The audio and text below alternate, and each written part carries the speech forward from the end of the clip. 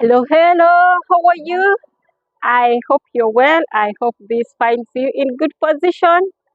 Thanks for tuning into this broadcasting channel.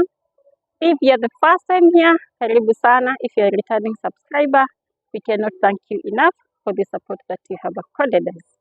So we are going to look at the new immigration laws in UK and how they affect nurses. I'm responding to a question that I was asked by someone. She kind of have already started the process. She started in January, and then the new immigration laws came into effect on 22nd of July. So she was asking us, is it going to affect her candidature? Is it going to affect her in any way? And so this video is dedicated to all other nurses who are interested in relocating to UK to work as registered nurses in UK, and they could be having the same question. So first off, to begin with, maybe we discuss the process that Kenyan or African trained nurses follow when they would like to work in UK in a self-sponsored mode. A self-sponsored mode means that there is no agency that is paying for their exam fee, there is no agency that is paying for their flight, there is no agency that guarantees them for a job. They're the ones who do everything for themselves. So this discussion is for you. And then we are going now to discuss the changes that were made by UK and how those changes affect this process.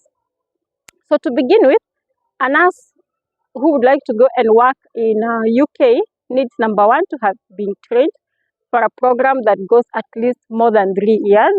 Those who have been trained for less than 3 years, 2 years, diplomas or certificates, they normally work as nursing assistants, yes, NAs, nursing assistants.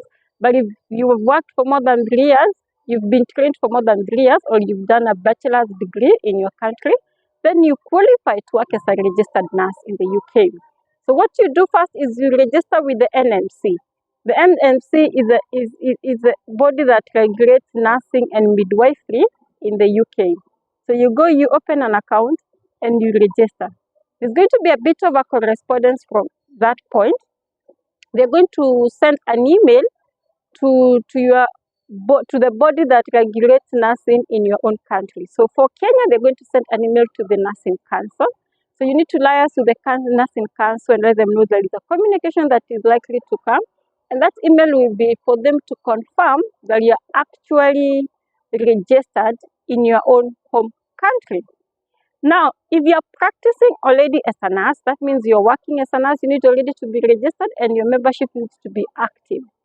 But if you've just finished school, where you are not yet registered with the council, NMC will be sending an email to inquire if the kind of training that you have is worth registering you in your home country and to work as a full registered nurse. So when our own nursing council communicates to them and they ask you, there are so many documents they will ask you to upload. There'll be documents to identify you as a person. There'll be your passports, your academic documents, your transcripts, etc. Then after that, NMC will give you the go-ahead to do the IELTS exam. The IELTS exam is a language assessment exam, and it is mandatory for anybody who wants to go to UK to work as a professional. Now, when you go to book, be careful that you do not book the IELTS general training. For that purpose, you really need to do, and you can only do IELTS academic. You cannot do IELTS general training. Huh? But after you've done with the IELTS, you need to pass. If you do not pass, you will not move to the next stage. And for you to pass, you need to score a 7.0 at least. Not, that's not what you can score, but a bare minimum of 7.0 in listening, 7.0 in speaking, 7.0 in reading, and at least a 6.5 in writing. Writing is not easy, guys. Huh? So you need to score at least a 6.5 in writing. When you've now finished IELTS and you've been given the go-ahead, the good thing to say is that in case you fail any part, like you score a 6 or a 6.5 in speaking, you are allowed to repeat that exam, and you only repeat the section that you failed, and then there is a way they combine these two exams, You score the first exam that you did and the ones that you've done to repeat, and then they get your average score. And at this point, it's good that I let you know that we have an intense IELTS coaching program. Our target is always 8.5. We work with professionals who need to score high in IELTS. Because something else that you need to know is that it is not just about getting a 6.5 in writing. It's not just about getting a 7.0 in speaking. Your score in IELTS will be used to judge your competence when you go to look for a job. So I always encourage my clients to ensure that they target a band of 8.5. Because when you score an 8 and above, it increases, number one, obviously you'll be registered with the NMC. Then it also increases your possibilities for getting jobs. Your CV will be more impressive and more attractive to the employers. Then after you have finished your IELTS and you've communicated with your NMC, NMC will give you the permission to sit for the CBT exam. And that CBT exam is done in so many countries. Here in Kenya, it's done in Uganda, it's done in so many countries. You sit for your CBT exam. CBT exam, after you finish, then you communicate with the NMC, then they give you the go-ahead to go and book for the OSCE exam. The OSCE exam is Objective Structural Clinical Exam. It's only done in UK. And there are like 5 places that offer the OSCE exam, 5 universities. Most of them are based in England, but we have one in Ireland. You'll go, you sit for your exam, and then after you sit for your exam, you get a PIN. A PIN is now what says that you are a fully registered nurse in the UK. After you get your PIN, you go look for a job. Job search will start earlier. When you're done with your CBT, you can start looking for jobs. You can start dropping those emails.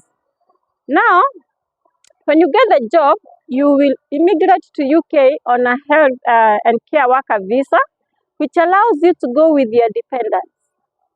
It allows you to go with your family members, and then after you stay, then after 5 years, after you work there for 5 years, you start the process of applying for citizenship. So basically, that is the process that Kenyan trained nurses, nurses trained in Asia, and those trained in Africa have been following to go and work in the UK.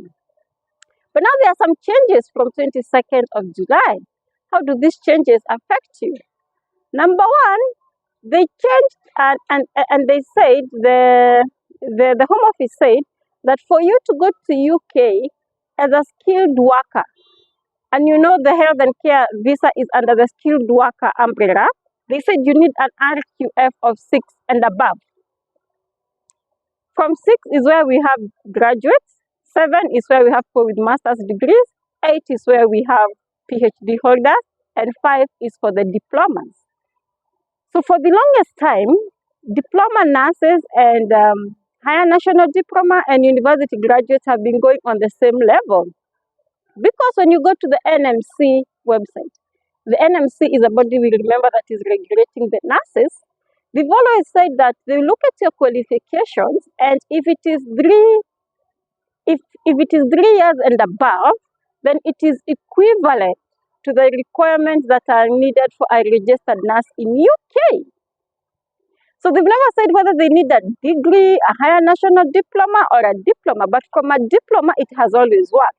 But then the Home Office has communicated in that white paper document, and they have said for you to go on a skilled worker visa, you need to have at least a bachelor's degree, RQF 6 and above. So we are waiting to hear what the NMC will say. We are waiting to get any communication from the Nursing Council, because up to date, I'm doing this video on the 10th of August. The measures took effect on 22nd of July. There has been no changes on the NMC website. And for the nurses that you are dealing with, they are asking us, do they have a diploma? At least a 3 years diploma and above. So this is one of the changes in the immigration laws that is going to affect nurses. But as of now, as I've mentioned, there is no need to panic. There is no need to worry. I think it is too early to say that diploma nurses can no longer work in UK. I think it will be too early to call that shot, because up to now, the NMC has not changed the status on their website. They've not changed anything. Now, the second way that this affects nurses is that, previously nurses were allowed to move with their dependents, and these dependents did not have to sit for IELTS exam. Now, the Home Office has changed this in the white paper, and they've said any skilled worker who is to travel to UK with their dependents, the dependents will have to sit for IELTS exam and confirm that they have the good understanding of the English language. This is new.